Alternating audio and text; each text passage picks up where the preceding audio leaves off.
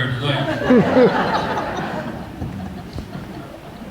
You probably won't believe this, but the first time that my wife saw me, I was out in the farmer's field and I was feeding the hogs. And she said there was something about me that stood out in the crowd. Wasn't that romantic? One of our very first dates and that, I took her to a drive-in theater. We pretty near froze to death. We went to see clothes for the season.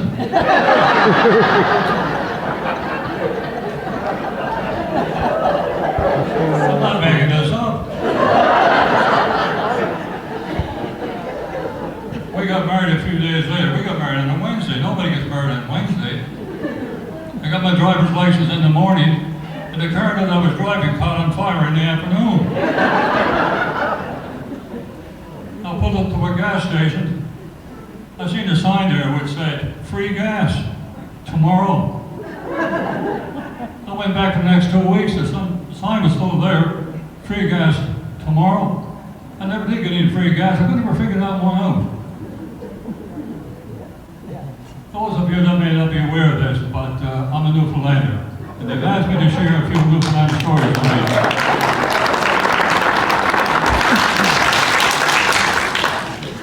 I'm a very serious person by nature. My wife will tell you that.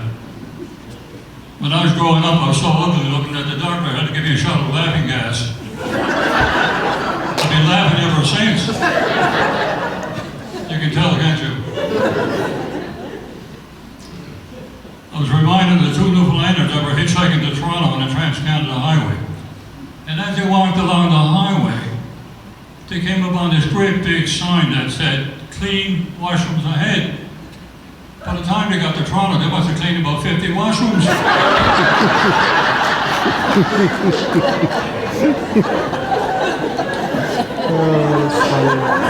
I'm not making it up. I was one of them.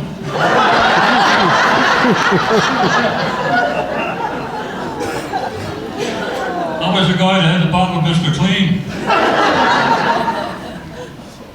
Terrible, boy. But I got to tell you about the fellow down the hall there, Wilbert, poor Wilbert. He was learning how to shave. He was standing in front of the mirror this particular morning, and he was using a long, straight razor when all of a sudden a fly landed on the end of his nose. You know what happened, don't you? He took a swipe at the fly with his razor and he cut the top of his nose off. And it fell on the floor, so he bent down to pick up his nose, he dropped the razor and cut the top of his toe off. So he picked up his nose and his toes, he took him to the doctor to have him sewn on, but the doctor sewed him on the wrong place.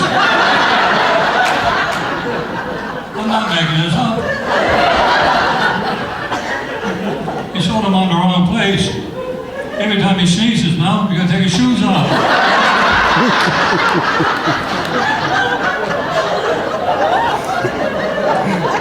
You know, there's nothing worse than walking around with snotty hankies in your shoes.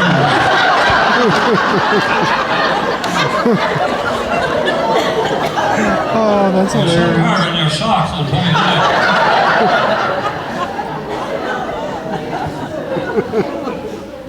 I gotta tell you this one for sure. There was an elderly couple that just got married. They've been seeing each other for years and years, and they finally got married, and on their wedding night they were getting ready for bed. They were not saying very much of anything. His name was Willie and her name was Millie. How can you miss a couple like that? Willie was sitting there looking at Millie, and all of a sudden he noticed she was doing something with her right leg, and before he realized it, she took off her right leg and she put it in the dresser drawer. The next thing, she took off her wig and she put that in the drawer. Off came the eyelashes and the eyebrows, they went in the drawer. And the last thing she took off was her false teeth, they went in the drawer. So she climbed into the bed and she looked at Willie and she said, "I'm ready." Poor old Willie there, he was stunned. He'd never seen anything like this before. And she said to him, "Are you going to get into bed or not?" He said, "I don't know whether to get into bed or get in the drawer."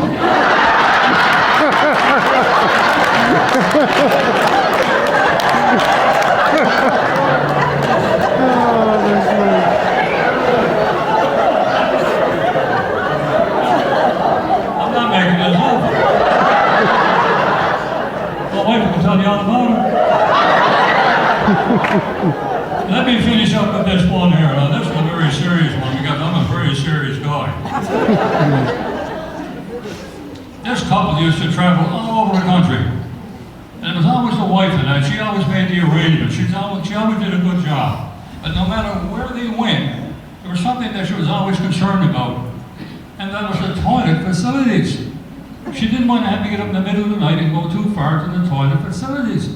So she said to her husband, she said, listen dear, I'm going to write a letter now to the owner of the camping ground, because that's where we're going for our next holidays, and tell him where we're coming and the fact that I'm concerned about the toilet facilities.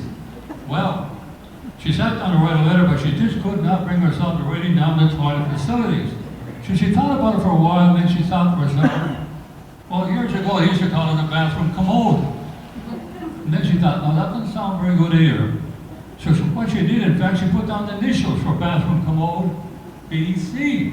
So she put that in a letter, she sent it to the guy that owned the camping ground. But when he got her letter, he didn't have a clue what she was talking about. The BC, he'd never heard of it before. So he thought about it, and then it dawned on him, she must be talking about the Baptist Church in the city. Because he was a member of the Baptist Church. So he wrote back to her and it went something like this. Dear man, with regards to your letter, the BC is 9 miles north of the campsite. Kind of far if you have to go often. And it has standing room only. Some people like it so much that they bring a lunch with them and make a day of it. I don't go as often as I should because I'm getting kind of old now. I don't like going out in the cold. But don't you worry about that, my dear. Don't you worry about that, because the first weekend that you're here, they're going to have a fundraiser in the basement of the BC. And the money's going to go towards installing softer seats in the BC. And finally, the first time that you want to go to the BC, I'm going to go and sit with you.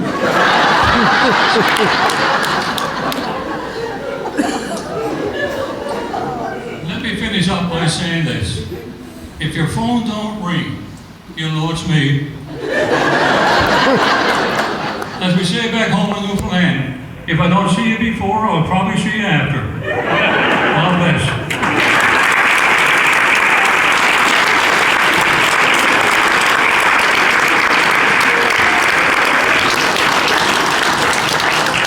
Just didn't know how to introduce that at all. Let's have